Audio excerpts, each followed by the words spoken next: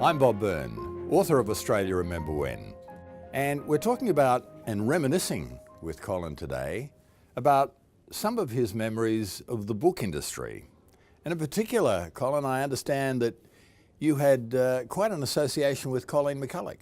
I did. When Thornbirds was first published, the company I was working with had the distribution in Adelaide.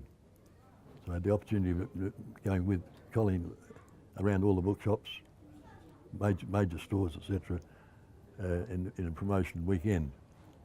And it was great fun, and it established a rapport, the two of us, which lasted quite a few years afterwards.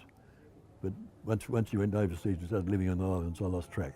She was quite a character, wasn't she? Larger than life. Well, she was, and one particular instance that I can remember, Bob Campbell was the news agent and set up a little stall for us during one Friday lunchtime.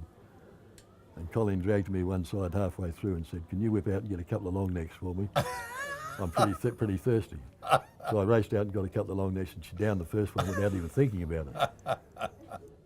Yeah, she was a wonderful lady. She had a wonderful raucous laugh and a big personality. But both were charming. Oh yes, absolutely. You mentioned a little bit earlier too, when we were talking off camera, you mentioned Nino Carlotta. They're a weird mob. Yeah, they're a weird mob. It's a strange thing. I can remember the book, I can remember the film, I can remember Nino Carlotta, but I can't remember what his name was. His real name? His real name, yeah. It quite escapes me. Yet it was during the great immigration process out of the Mediterranean, for want of a better way of putting it.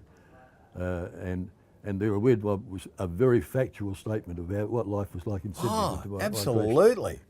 Absolutely. And what a wonderful nostalgic trip that book is, if you pick it up now, or even if you watch the movie.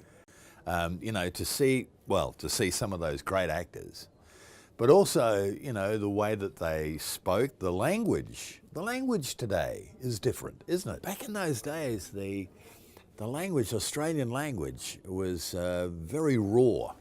It was. It was still building as an entity, for want of a better way of putting it. Yeah. And that's the wonderful thing that migration did to Australia, and still could. Yes.